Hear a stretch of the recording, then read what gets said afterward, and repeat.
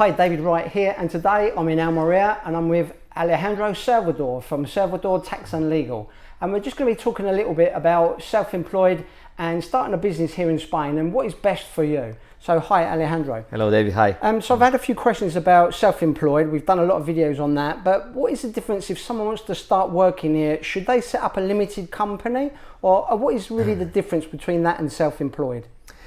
Well, I mean, it's very similar than other countries like UK. You have these limited companies that is similar to our Sociedad Limitada or being self-employed. For me, the main reason, or let's say that we have three reasons why you would do it. None with autonomous, I would go for a company. The first reason is that if you are going to have partners, being self-employed is not what you should take, because you are alone. If you have partners and they are going to work in your business and they're going to be there, the way of being self-employed it shouldn't be the best. The second thing that I would consider is if your business can have some kind of liabilities. Let's say that you are going to build houses on a high level, or you are going to do things with a kind of risk of liability for yourself. When you are autonomous, when you are self-employed, you respond. Everything that happens in the company you will respond personally. So you can, in case there is a problem, an accident, and the insurances are not covering, or a big debt for some reason, and you are not covered, you will respond with your goods, with your assets that you have personal. When you are a company, your liability is quoted by the shares on the company, and normally the shares are 3,000 euros. So you have to let's say confront like 3,000 euros, not the whole debt. Of course, there are some other things that if you have done something illegal or something that is not according to the law, you could be responsible. But in first phase, you are limited to the shares that the company has got. So when I was self-employed here, then if I did a job for somebody, there's something wrong, it comes back to me, and they could take assets from my bank or my house. The bank could take assets from the house, things like that. But if I start a company up, that company, then anything that I own personally is protected. Is that the difference? That's exactly how it is. When you have a limited company, this is something separate from you as an individual. It's not the company is something else. It's a different figure. And as you said, if you are self-employed, I don't know, you have a big debt, an accident, and the insurance are not covering, you will respond with your personal assets, your car, your house, your money, your motorbike, anything that you may have. They can take it because you respond personally of anything that happens with your business. So if you had a company where you say you're going to do renting cars out, so you're going to have a couple of people working for you, you're going to have some staff, that would be better than to have a set up as a company rather than as a self-employed person, yeah? No, what I meant about when you have partners is when you are going to do the business with someone else. Not with being self-employed, you can have employees. You can have one employee or 10,000 employees. This is not the thing, and you can act exactly the same in the market as a company has got. And this is I'm very frequently asked this question: can I do the same, or can I hire people if I'm self-employed? Of course you can. It's exactly the same. The only thing, or one of the differences, is that you will act with your name and ID. In your case, you will be with your NIE.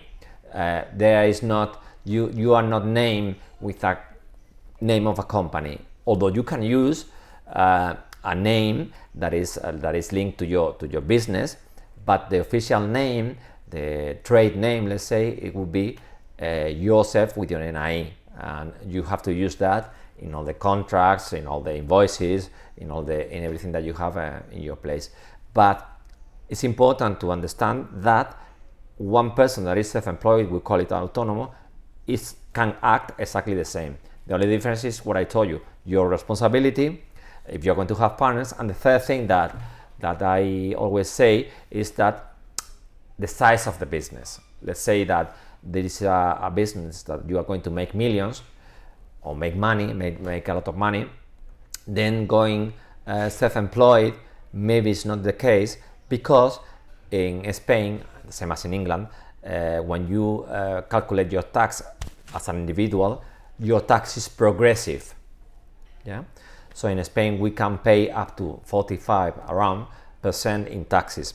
When you act with a company, the tax is flat.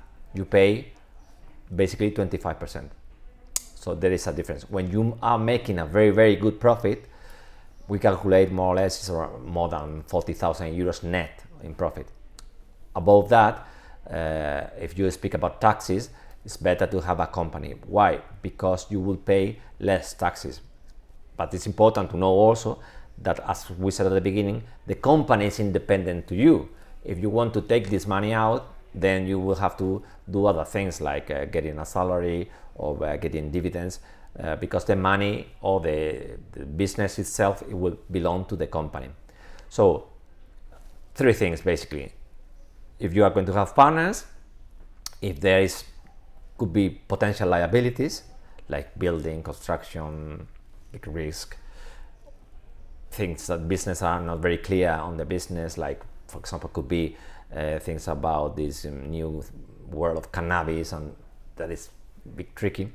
Or the third is that when you are going to be very big, that is better to do it because of taxes. So what are the costs for doing self-employed and doing a limited business? Is there much difference in costs?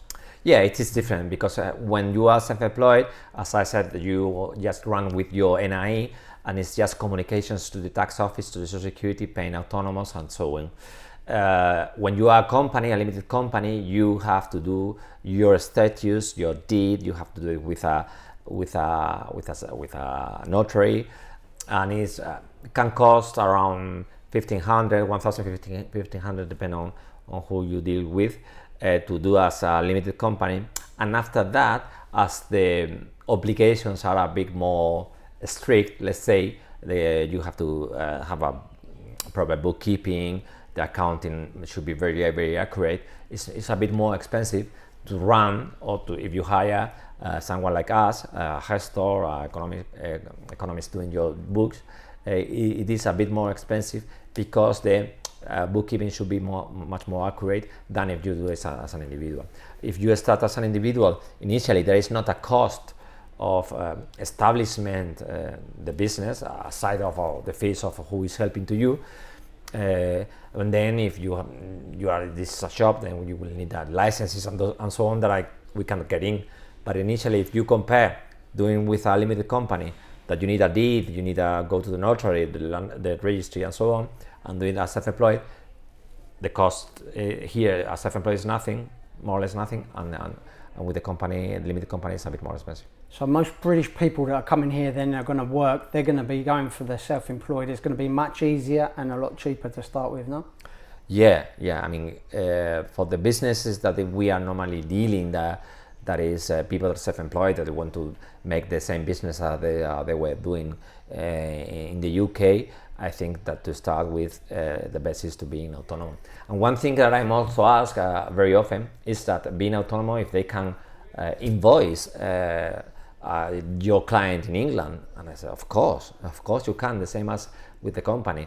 There are many people that they move to Spain, that they are working remote in computing or lab things that marketing, sales, advice, those things that you are working from home just with your computer. If you are self-employed, you can always invoice to your company, to your client in England or anywhere else. So people that are working online in Spain can invoice people in the UK still? Sure. No problem. Yeah. Okay, brilliant. Okay, well that's very helpful. Thanks very much, Alejandro, and thanks for the time today. You're welcome.